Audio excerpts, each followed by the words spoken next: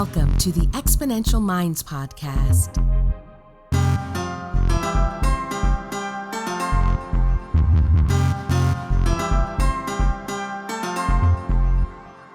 The research, development, launch, and growth of new technologies is creating incredible momentum in the modern world. Join futurist Nikolas Badminton as he talks with the innovators and the exponential minds that are tackling some of the biggest problems and creating solutions that are propelling humanity to the next level.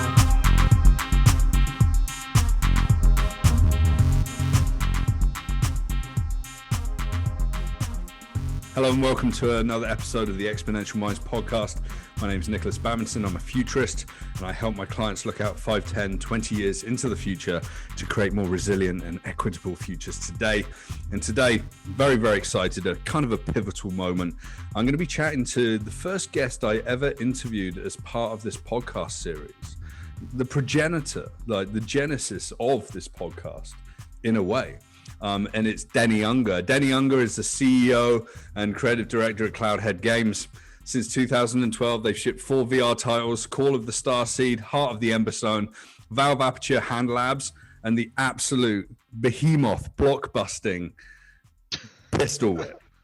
Cloudhead Games pioneered approaches to VR and gave rise to 2 broadly adopted standards: VR comfort mode, snap turns, and blink teleportation. Working closely with VR hardware leaders in the space, including Valve, Oculus, HTC, Sony, Cloudhead Games continues to innovate, inform, and entertain. Denny regularly speaks at events, and I've spoken at events with him on panels and such like, sharing his experience and vision of how VR will impact our daily lives. And hey, Denny, it's so good to have you here on the podcast. Thanks for having me back after that many years. It's weird. Yeah, it's so weird, but like it's good. We've got lots of ground to cover. I mean, so 4.5 years ago, March 2016, I think I was writing an article for a big conference in BC, a big BC tech conference. It was like these trailblazing people in the tech scene. You were one of them, but we'd actually met before that, and I think I was on Vancouver Island when I lived out west in Western Canada, and someone said, "Hey, go and meet Denny," and you're in this, you know, sort of this. Would you call it a trailer? This sort of like. This sort of temporary office in a way. And I think there was you and about 3 or 4 other guys building out virtual reality environments, right? Yeah, I'm not sure if the first time we've had a really weird hall with different offices, like really bizarre office spaces. we were in a train station. That's right. And that may have been where I first met you. It was a really small space. Yeah, it wasn't the train station. It was the one after that out at Coombs. And then I met you. Okay. And then you moved above it, like a carpet warehouse or like a furniture warehouse. Yeah, we went from a train station to this weird place by Coombs with goats on the roof. Literally goats on the roof. That was maybe where I first met you. And then we moved to right now we're in a fire hall. Yeah. So none of it stopped. The cool thing about the fire hall is it's like 8,000 square feet, and you know we get a great deal from the town. It's an old fire hall. So, our next space will be, I don't know, a haunted library. Cool. This is perfect, but this is perfect for VR, right? This is it. This is the seed for new ideas. So when I met you all those years ago, you moved or whatever. I kind of remember. The office above like the store, and you're like, okay, you want to see something cool? I'm like, yeah. And I think I was there with my buddy Karis, who's now down at Google doing augmented reality. It's like, sign this massive stack of paper. So we both signed it, and we tried on this headset that we'd never seen before. And like my mind was blown, like really high resolution, a different kind of VR experience than I'd ever had. And, I was under NDA, didn't say a single thing about it. I didn't even know who it was from, whatever. And about 3 months later, I think at G3 or whatever, it was HTC Vive. We're working with Valve, and that's what we tried out, right? But, from these early days of creating, and I think I saw Heart of the Emberstone or some of the early sort of work on that. What's been going on over the last 4.5 years? We talked about all sorts of crazy things back then about, these immersive environments and, the Star Trek sort of hollow rooms and all sorts of crazy stuff. But what's your journey been like in the last 4.5 years? And then I really want to get into the industry as a whole. Man, I've forgotten more than I remember, put it that way. It's been so busy and tumultuous and rocky and solid, and tons of innovation continued to happen since that time. Right. And it was the same old thing every 6 months, new innovation, new hardware, new problem to solve. And that just kept happening. But we were also in this really weird phase. I think it was around 2018. So 2 years after the hardware officially launched, right? In 2018, VR was taking a pretty steep downturn, just in terms of buy-in, I guess, from the OEMs who were really backing this stuff. So that's when you started seeing like Google backing out of VR and stuff like that. Right. No one was funding anything. We were still at a point where adoption of the hardware was really low. The press wasn't being particularly kind to VR. A lot of my peers in the industry were shutting down studios or just, opting out, right? Right. And it was at that time, it kind of corresponded with a bunch of tension in the market about what VR did right and what it did wrong. Right. And what people had an issue with, a lot of people had an issue with things like comfort and setup and the cord on the headset. It seems like little things, but they all turned out to be massive things. And price, obviously, price and convenience, right? This magical technology existed, but for many, it was too expensive to actually get into. And that was our biggest problem. So in 2018, we knew something that no one else knew at that time, which was, well, two things. We knew that the Oculus Quest was coming to market. It was Oculus's new all-in-one, completely wireless headset, didn't need a computer. Basically, it chopped down all of the main friction points that consumers had with the technology. But it could link to your computer if you wanted deeper horsepower and wanted to drive like higher end experiences, but you didn't need a computer. So we knew that was coming in 2019. We also knew that Valve was working on their own headset. They had since fractured from HTC, and they were creating the Valve Index, and we were working with them on actually the new controllers, the Knuckles, which track fingers. And so we were building behind the scenes. We were building, basically a tutorial on how to, use your hands and fingers in VR. And that's what we did, Aperture Hand Labs. So we knew that hardware was coming to market as well in 2019, which no one knew. And we also knew that Valve was working on one of their major VR titles at the time, which was Half-Life Alyx, right? Which was a like multi-million-dollar high-end VR title, using a license that was adored by gamers across the world. Yeah, and everyone had been waiting and waiting and waiting and waiting for this title to come out, right? So it's something like 12 years or 15 years or something, right? Well, the turnaround for the VR title was way faster than that. Right. I think 4 years all told. I think they may have been working on that. Right. They moved pretty fast for what it was. Yeah. But I mean in terms of like the last. Oh, sorry. Half-Life. Yes. Yeah. Like the last Half-Life, and everyone's like, when's it coming? When's it coming? And then suddenly this popped up pretty quickly, huh? Yeah, so that was yes. Context there is that for decades people have been waiting for a new Half-Life game, right. And it was, it became a meme because so many people wanted it and it never came.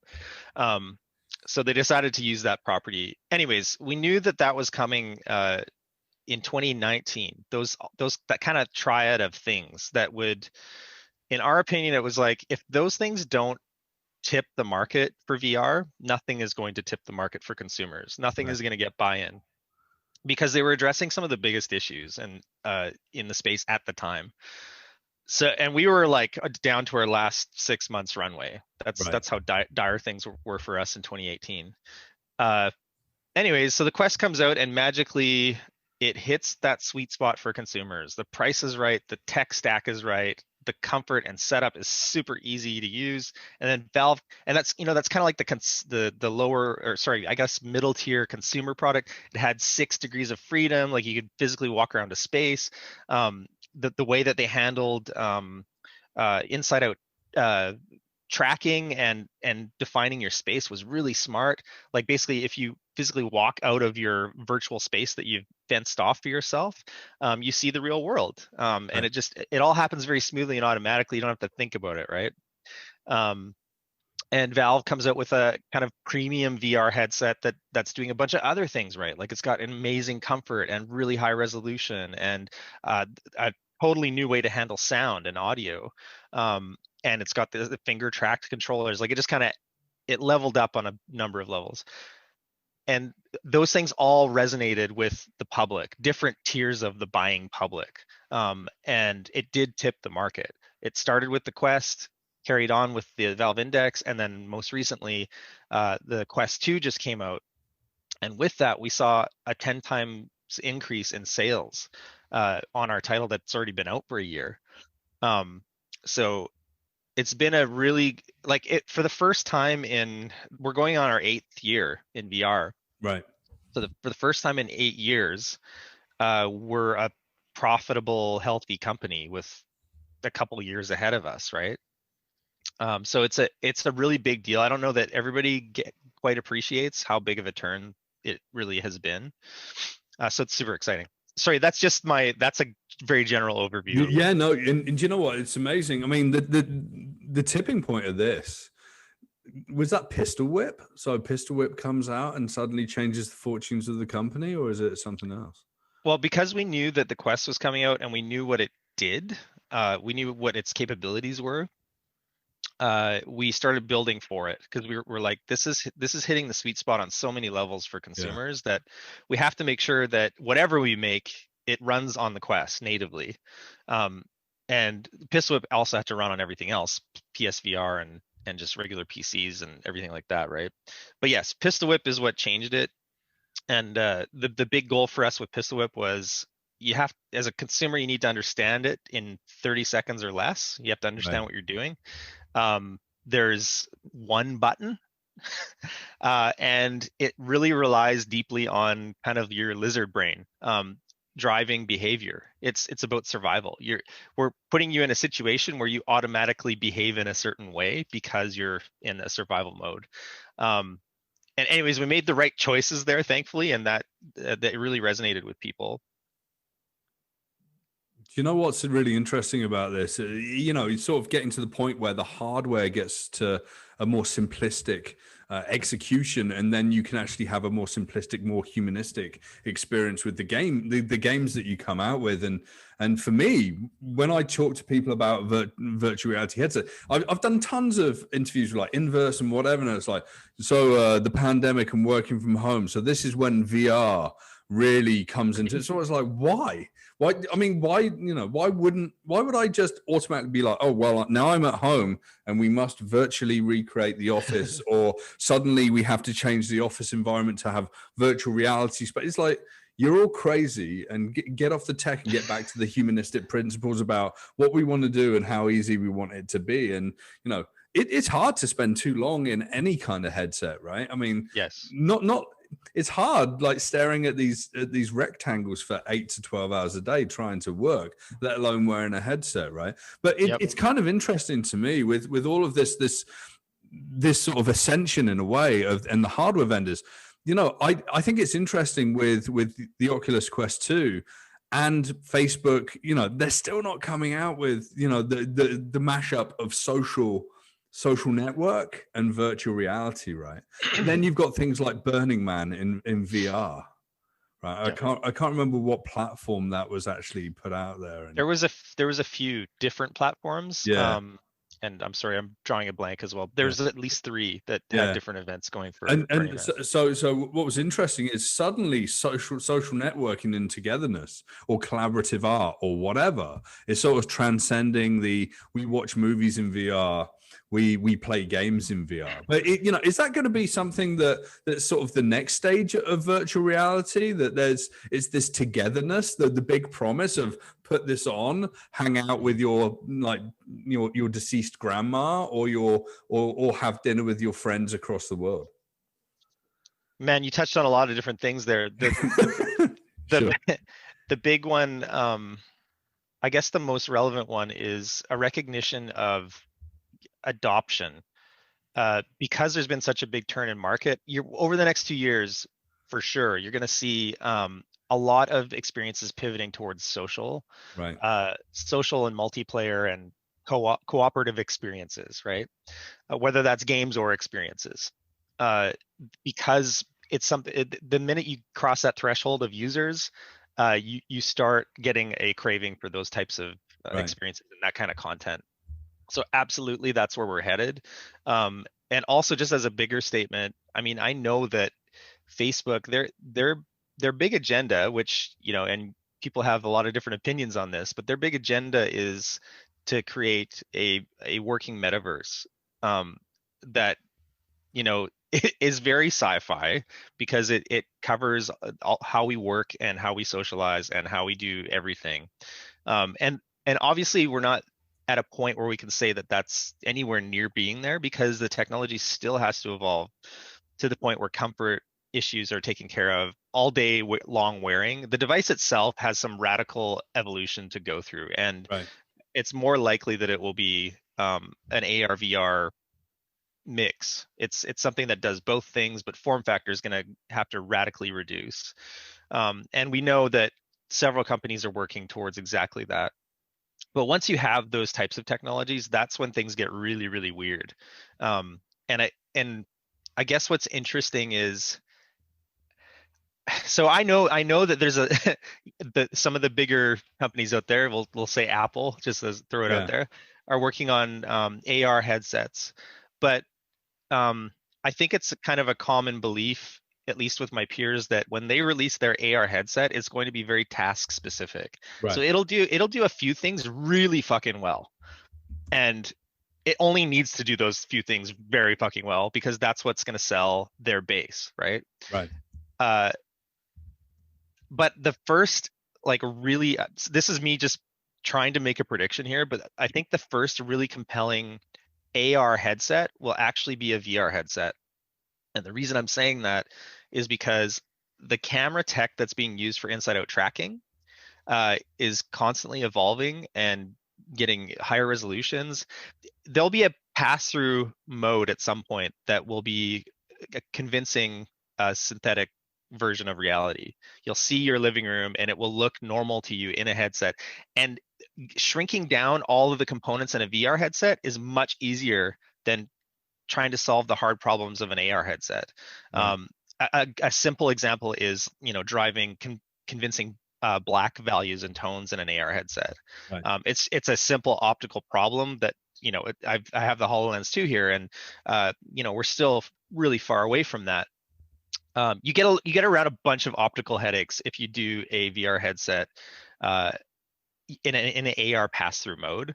So I wouldn't be surprised if in the nearer term future we saw VR headsets that were doing such good pass-through that they became maybe the most competent AR headsets. And also, field of view is another massive issue that AR headsets have. They don't have enough field of view to really sell you on why you would want that all the time, unless you're doing simple heads-up kind of display stuff, right? I mean, a lot of the stuff in augmented reality we've seen, especially from Apple as well, is holding up the phone to the environment, seeing the environment in the screen, and that's probably a little bit of a signal that's telling us that you're probably not far off with that idea of, wearing the bigger headset, and then suddenly, it's going to project the environment into the headset, and then you're going to process it that way. I mean, we've seen the fall of Meta. We're seeing the slow, painful decline of Magic Leap, right? All of these companies that were promising something great, and I've tried Meta, I've tried Magic Leap, and the field of view is not great for either, and Meta's pretty much disappeared. I'm not sure where Magic Leap is in the world, because half the people that were the visionaries behind that, I think, have left the company now. There'll be a fire sale for the patent technology to try and recoup probably the money that's been like poured into, you know, this incredible future that didn't quite get realized, right? Yes. So I was just trying to pull up info. Actually, the most compelling AR headset I've seen came from a company called Leap Motion, not to be confused with Magic Leap. Yeah. But it's the what's it called again? Sorry. Oh God, I've got images of it here, but I can't remember what it's called. Anyways, Leap Motion is a company that makes hand tracking through a camera. The North Star headset. North Star, yeah, and it's just a prototype that people, you know, you can basically download the print files and 3D print the headset and build the guts around it. But what's so interesting about it is that it's this perfect example of ugly but does exactly what you want AR to do, which is encompass a very wide field of view so that you can completely gobble up the user's visual field. And then you can start making really transformative shit in AR. Like we all kind of have this vision for AR that gets us to a place where, you know, I can skin my room however I want it to be. I can make my office look like a dungeon or whatever I want. You know, I can start actually replacing tangible things in my space with virtual things, and they look like they're stuck into the world in a convincing way. Right. So that headset is really interesting to me as a development headset. It's super cyberpunk as well. Let's be honest. Like, you know, it speaks to us nerds. Yeah, I mean, no one's going to wear it outside the house, but it's exactly what AR developers should be using when thinking about this technology, I think. Just because everything else falls so flat. We flew down and tried the Magic Leap when it was in earlier development, as you may have, Nick, and it just fell short on so many levels. Yeah, and you could tell they were trying hard, but it was just they were trying to overcome some really, really hard problems. And I think the story is the original technology was insanely incredible and impressive, and they just couldn't shrink it, right? No, exactly. Yeah, but it's still there, and it's still incredible what there is, and they fixed a whole bunch of different things, and the light field that they were using was incredible. But it was like, the original one was like the size of a fridge, and then it didn't really get much smaller from there, really, in that particular config. And it didn't move either. Like, I think the original one, you basically had to lock your head in place and look through. So yeah, and when we tried the I don't know what version or what prototype it was, but it was massive. If you ever saw the movie Dreamscape back in the 90s, it was like this giant thing on your head that was really uncomfortable. Yeah. I remember trying the Meta, like when it was called Space Glasses, and I tried it in Steve Mann's laboratory at the University of Toronto. If we're really going to get into like the past of augmented reality, I should interview Steve Mann. Like he's an interesting guy. I interviewed him a few years ago, and it was so rudimentary, all of these things. But yeah, Meta actually got quite a long way. They did, yeah. And it was good. Like we've got friends that work there, and it's and then suddenly tech gets weird and investors get weird and the world gets tricky, and then suddenly no more company that's doing amazing things. Yeah, so I think I had said this a few years ago. I'm like, so what happened in VR was interesting. Around that same time period, 2018, you started seeing a lot of investments pivot to AR, right? Just as a general statement, and I kept saying, you guys, that tech is so far out still. Right. Like it's back then I'm like, it's at least 10 years until we start seeing a practical consumer application of AR. And it's continued to be the issue to this day. What's interesting, over the last 2 years, you're starting to see that the market pivot again, or at least the investment circles going, oh wait, VR is profitable now. Oh, okay, I better look back at that technology, because AR is taking a hell of a long time, because there's these really hard problems to solve, right? And they can't be solved by anybody but a massive corporation with that kind of money. And it's still a long way out. Well, maybe not as long, but maybe you know more than I do. But from what I gather, we are still in a phase where Apple may come out with something sooner than later, but again, it'll be very specific to do a specific thing. So I don't see the golden AR headset coming out for at least another 5 years, at least. Yeah, it's interesting. I don't really know anything per se, not more than you. You know, I look around. Anyone that I know that works in that particular field tells me absolutely nothing, which is fine, because you have to. Everyone's hedging bets in multiple directions and trying to work out what works, what doesn't work, what that future looks like, what's practical, and whatever. Whether that's Microsoft, Google, Apple, or whoever, right? I think that, you know, we've seen all the small independent players falling by the wayside. And you're just seeing the big guys like learning from the mistakes and bringing in the challenges, and even things like, I think it was like North, which was the company here. They would literally, I tried on one of their glasses last year when I was doing a private conference in Quebec, and their lawyer had a pair of these glasses, and it was like, you know, Google Glass Plus sort of thing, and Google Glass sort of kind of snuck back in with some industrial applications. I know some people doing some stuff with kids on the spectrum with that stuff. That's really, really cool. That you know, again, that narrow focus. And what's interesting is that people literally leap in front of cameras today and say, "Take my picture, take a video, whatever." When, you know, whereas back in the day, I always say, like the Snap glasses that came out, suddenly people want to be, you know, in your Snapchat. And when people came out with Google Glass, you were going to get a black eye, right? Right. Again, it's human behavior and technology seeping into culture, right? And Paul Sappho says it takes about 30 years for technology to seep into culture. And I still listen to old radio shows and watch old episodes about virtual reality from back in the 90s, right? Yeah. And exactly. I have to remind people of VR's early history, so they get a full picture of how long it's been around, and the number of times that it's tried to come to a consumer market, because that totality of time lines up much better if you're looking at where it hits the saturation point, where it's a mass adoption situation. And I think we're in it right now. I just had an interview the other day talking about exactly that. Because we're seeing, and this isn't just our company, this isn't just Cloudhead Games. Yeah.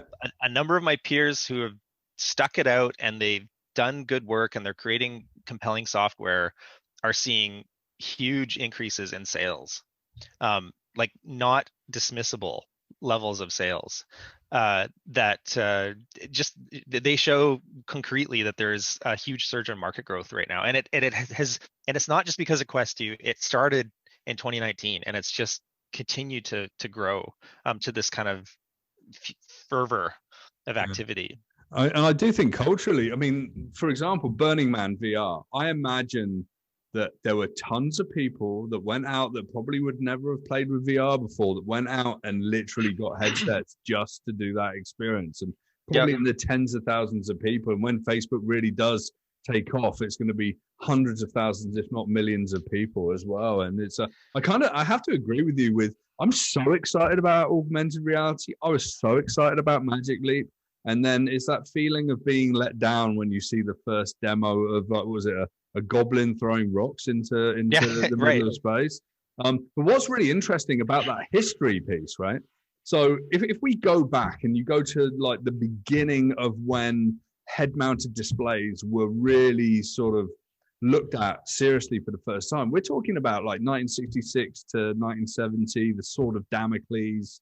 Around about the same time, you had Doug Engelbach and his team, you know, reinventing personal computing.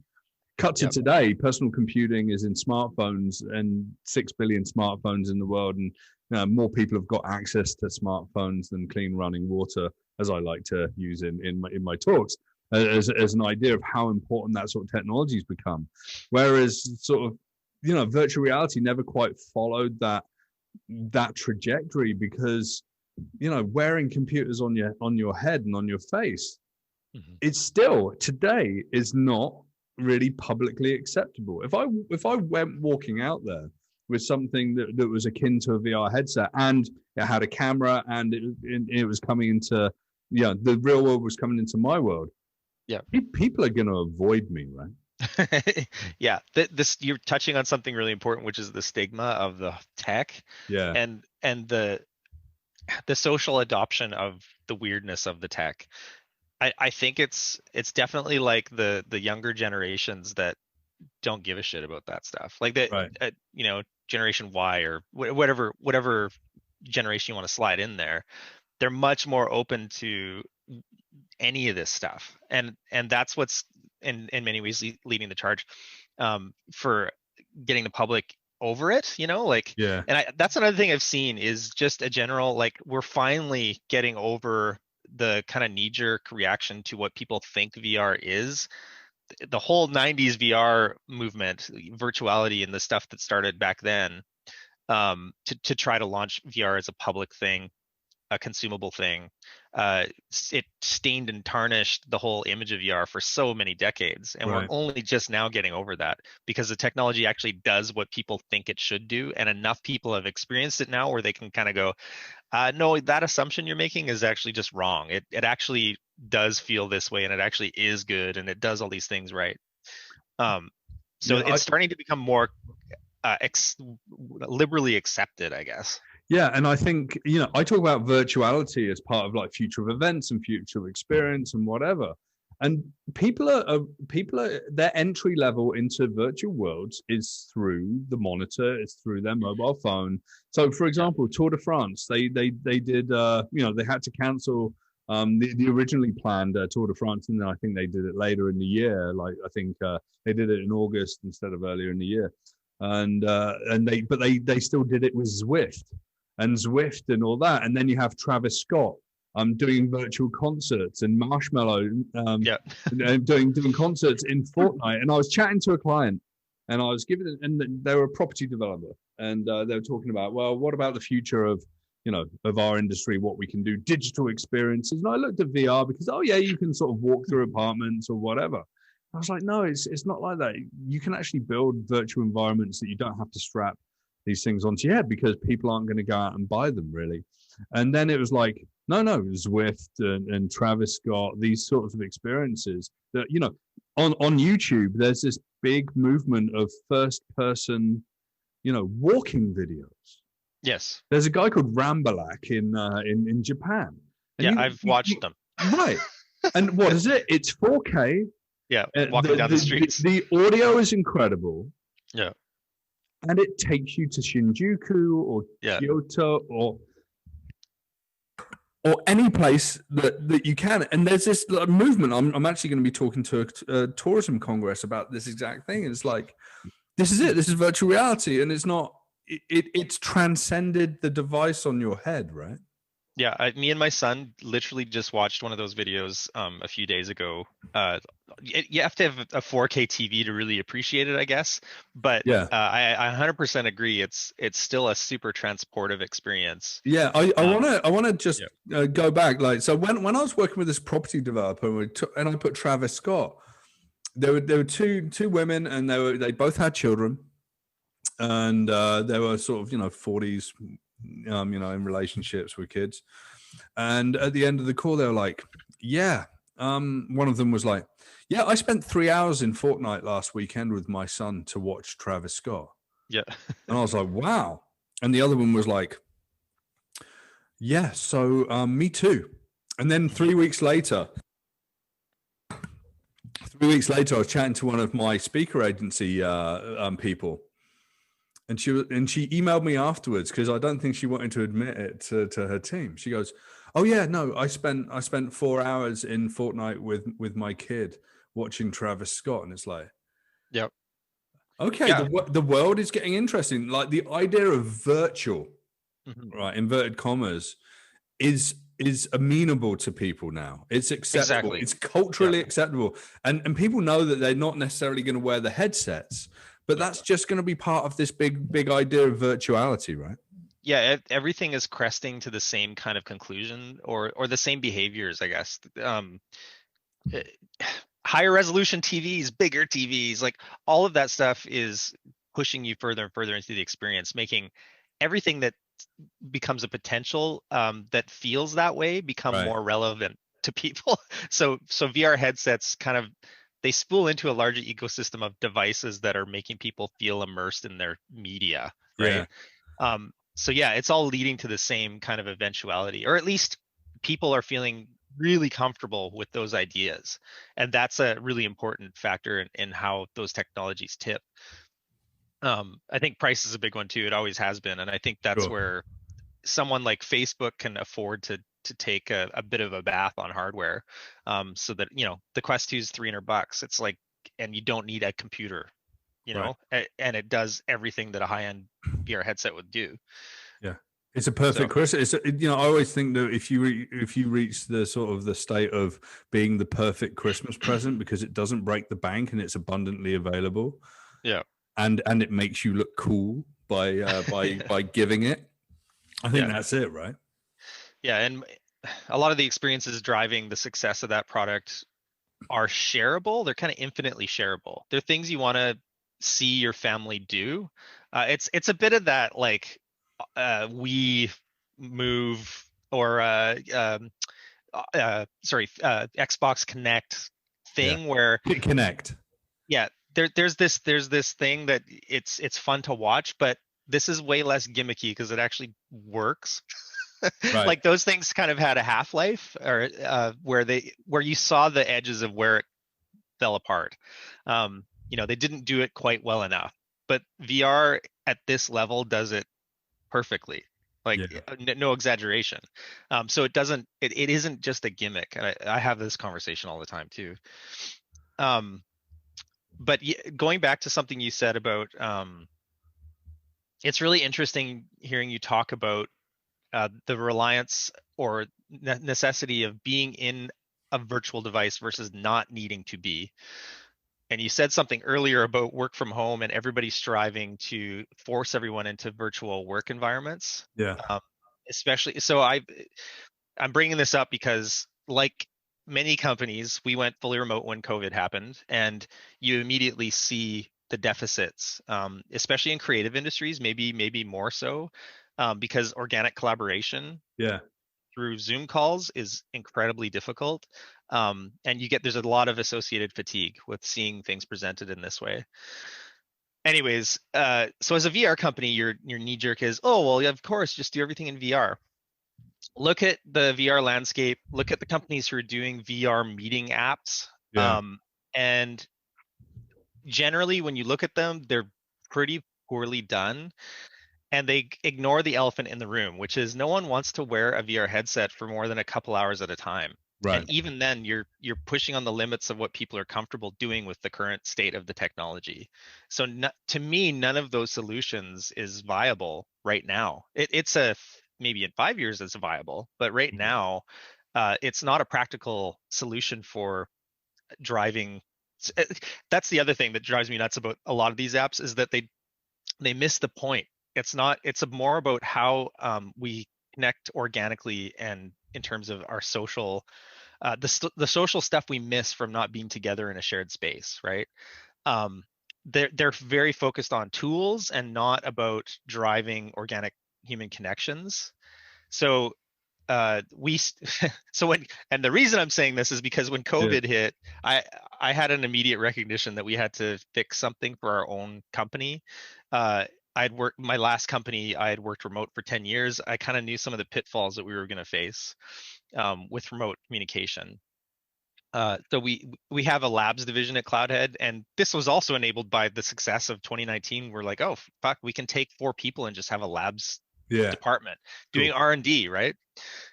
So we pivoted really fast to building an app for Cloudhead called Cloudhead, which is kind of your head in the clouds. Yeah. But with the intention, Nick, of this is a flat screen all day, lives on your monitor application, right? That drives those little weird connections we have all day long, like water cooler talk, or randomly bumping into people on your way from meeting breakout room A to somewhere else, and then sort of picking apart the social agreements we have at work, like going out for coffee and having a chat in these weird spaces. So we're like, okay, well, we could stand up these practical things in kind of like a virtual, playful, whimsical way. but let's really lean into what about the social side of this drives creative conversation and figuring out problems creatively. So we're pretty far along right now. Anyways, very long story short. Yeah. And we've basically I think the shortest way to describe this is a workplace MMO. It's like it's an all day workplace game where you can do all those things you'd expect to do in a collaborative office environment, have stand-ups, have creative scrums by the whiteboard, do all that stuff, but it's about driving the little communications that happen around those things, and giving lots of opportunity for people to just hang out and chill and do things together. We're doing this in a very unique way because of my feelings about VR and forcing people to be in VR. I'm not on that. I'm not on that plane. I think that VR has a very specific use case in this scenario, and we do have use of VR in the app, but it's specified to task-based stuff. So if we're picking apart a 3D model, or we're at the whiteboard, or if there's a use case for using VR, then you can pop on the headset anytime and bang, you're there, you're in VR. Right. But if you don't have it, everything exists on the monitor just all day long. I love the idea of the workplace MMO. I think you sort of teased it a little bit on social media about two or three weeks ago, right? I posted a blog recently about where our head was at and why we did it. It was to enable the team and do all those good things. But one of the weirder things we're doing is we're projecting video because everybody has a webcam. Everybody has a webcam, but we all hate Zoom. We all hate being on Brady Bunch calls. We all hate being stared at by the jury, because that's what it feels like. You're constantly being eyeballed by dozens of people, and you can't escape it. And it becomes something people legitimately dread. Right. And it's really hard to be creative and chill and focused when that's the way things are presented. It's not a good way to collaborate. And you're like, to me, Zoom calls and video calls are as archaic as like the telephone. It doesn't like it does what it does, but it's not intended to be used all day. Like, it burns people out. Right. It makes them depressed. It doesn't make them feel connected. Yeah. And like, I don't want to stare at 100 people's living rooms or whatever, right? There's just little weird things about it. Yeah. So what we did was, we're like, okay, but everybody has a webcam, right? Okay, so let's take that idea, let's steal that technology because it's there already, and let's plaster the person's face on an avatar, their video feed on an avatar, and then put that in a shared context, a shared office space, or at the coffee shop, or in a castle, or on a pirate ship, or whatever. Give the same the ease of use of a video call like we're doing right now, but put it in a proper environmental context. And what's really interesting when you drive conversations that way, like we're sitting around a virtual environment, is you are not stared at by everybody all at once, because you have to look at the person you're talking to. Right. And when somebody talks, you turn your head to look at them, and you're not looking at everybody, and everybody's not looking at you. It's a super subtle but super important aspect to how we communicate as human beings. And anyways, we're pretty excited about what it's doing, and we've got this automated gaze system in there as well. So, you could choose to use your mouse and move your head around and look at everybody, but we also have an automated system that's like targeting speakers or reframing for context. If a bunch of people are talking at the same time, it reframes, looks at the group. But generally, you just kind of sit back and let it drive the conversation, and it feels super organic. Even though our presentation is super whimsical, and it's like I said, it's like a workplace MMO, it feels natural. And so I think there's a great need for this right now, just for what we're doing right now. So is this going to be a commercial product, or is this like your internal, like, it's ours, leave us alone sort of situation? We're definitely, we got because it's been 8 months now, and it grew to a point where we're like, okay, obviously other people could use this, right? The scale, it's with things like this, it's always scale, right? Like, this is this sounds super obnoxious, Nick, but like, this is a category killer in a lot of ways, because It gets rid of video calls. It gets rid of Slack. It gets rid of a bunch of things. Gets rid of a bunch of apps that try to help you do your job at an office, Right. and just kind of rolls them into this workplace. It's like a mini metaverse, I guess. Yeah. Um, I love the idea that you called it a workplace MMO, right? yeah, It completely it recalibrates that idea about what we're trying to do. I mean, Zoom. I live my life giving keynotes in I built a studio and I can stream into Zoom or whatever. It's soullessly painful. I love giving keynotes. I do a good job of it, I feel. yeah. And it's soullessly painful because I can't see the people I'm speaking to. Yes. I can't get the feedback. I'm normally the guy that goes on stage with 2,500 people at the Bellagio. This was this time last year. And I'd ask a question and 400 people put their hands up and I'd ask that. And the energy, and I'd be like, and I'd tell a bad joke and 3 people would laugh in the back, right? Yeah. And now I'm literally, you can't. Jokes are gone. Yeah, there's no feedback. Human connection is gone. Feedback is gone. Yeah. It's sort of like, you might as well, and there's me desperately trying to create a new kind of environment that's connected, Well, and you're touching on another thing that kind of drives me nuts about current solutions that try to do this sort of thing is they lean really hard on avatars. Right. Like no one wants to stare at a plastic avatar head and try to pretend that that's your friend or your business partner or whatever.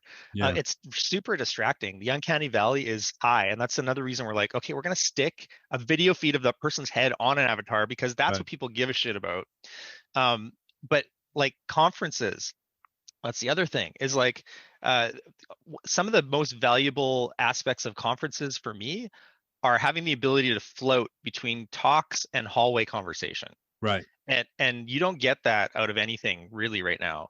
You might, but it'll be that same situation where like it's an awkward interface. I have difficulty navigating to this point in space, and maybe it's only audio I have.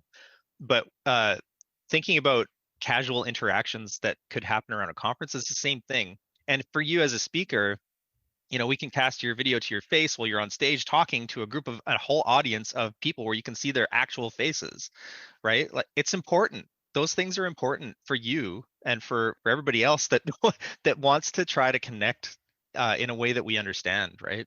Yeah.